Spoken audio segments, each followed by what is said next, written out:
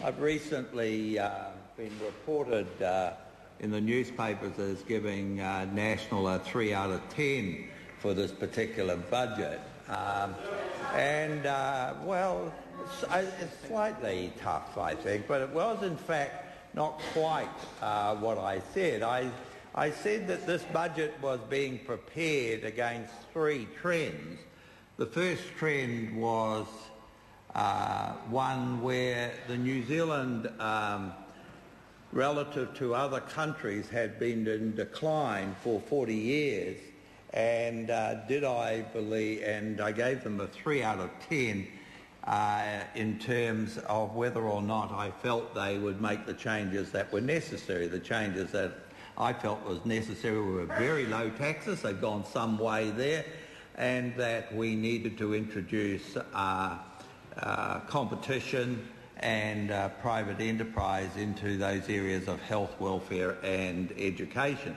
And I knew that wasn't going to happen, so I gave them a 3 out of 10. I said on the education front that, on the expenditure front, where frankly we have had a situation where for 13 years successive governments have spent way and above inflation. Now I thought that probably they'd get a score of 6, maybe even 7. Now I've had to revise that one down to 5, I'm afraid. But on the other hand, in terms of the tax, what their tax proposal was going to be, I said that I thought, well, maybe 4 or 5, and I think I'd certainly revise that up to a 6 or 7. So just what it is overall, whether it's 3.5 or 4, I'm not sure. I'm not going to. Maybe on Tuesday when I speak in the budget, I'll decide that. But Mr. Speaker, if one is looking at this particular tax bill and what's in it, there's some good measures, but I think it could have been improved considerably from where it is. And I want to touch on where I believe it could have been improved. The first point I'd make is that I do not believe that there was any necessity whatsoever to increase GST. I believe that it was possible to have reduced government expenditure by at least the amount that the GST will bring in, the amount of revenue it will bring in net after compensating superannuitants and welfare beneficiaries. And I say that for a number of reasons. And I give you 3 examples. First of all, the other day in a paper that I put out, I identified about $3 billion worth of possible expenditure savings, double what the GST will bring in. If one looks at this particular budget and one looks at items of what I'd call corporate welfare, handouts to various businesses and organisations and the like, that comes to about 2.6. Now, I'm sure over the weekend I'll find other costs which will take it over $3 billion. So again, handouts to corporates, etc., subsidies for this and that, the ETS, etc., comes to over $3 billion. Again, double what will come in terms of the net return from GST. And the third point I'd make, Mr. Speaker, is if I look at page 15 of the budget, and this is why I marked the government down from 7 to 5, is that government expenditure this year, rather than flatlining as I thought it would, has actually increased by 9%. It's gone up from $64.7 billion to over $70 billion. So it's increased by just over 9%.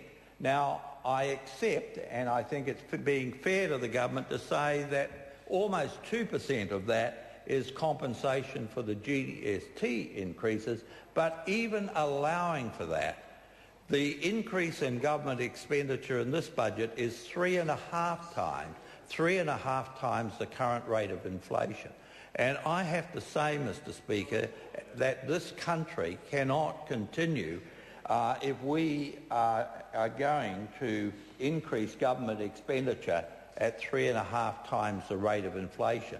At some point of time, this has got to stop. It's been going on for 13 years. We had a Labor government that just simply didn't care and got us in a hell of a mess, and we need to stop that. So that's the first point I'd make. I do not believe that GST needed to go up from 12.5% to 15%. What were the other parts of the tax package that I personally don't really agree with? I would not have reduced the 12.5% rate down to 10.5% on the first $14,000. What impacts on people's behaviour is the rate they pay at the margin, what they earn on their on their extra few hours of overtime. This is what determines, the rate that is paid is what determines whether a person will do overtime. It is what determines, that final rate is what determines whether people will invest, etc. And what we know is that those people who earn under $14,000 actually come from the wealthy families of this country. So when you actually reduce the tax rate from 12.5% to 10.5%, you are not in fact helping the low-income earner. You are in fact helping the more affluent, the person who is able to income split, etc. And I remember that vividly from when I tried to put in a GST, a flat tax rate of 23 cents. And we were concerned about lifting everyone from 15 to 23 cents. And the fact was that 90% of the people who were simply paying the 15% came from wealthy families. They were the wives or children of people or husbands of people who were earning high incomes. The families had high income. So I wouldn't have done that. But and the other thing which I would have tried to do, and I really don't understand why the government didn't do this, I believe that they should have aligned the various rates, whether it be personal income tax, whether it was corporate tax, or the trust at 30 cents. And then maybe next year moved it down to 29 and the following year to 28. But at some point of time, Mr. Speaker, it is important that the corporate and the top personal income tax rates are aligned. Otherwise, you're just simply encouraging people to try to dodge tax payments.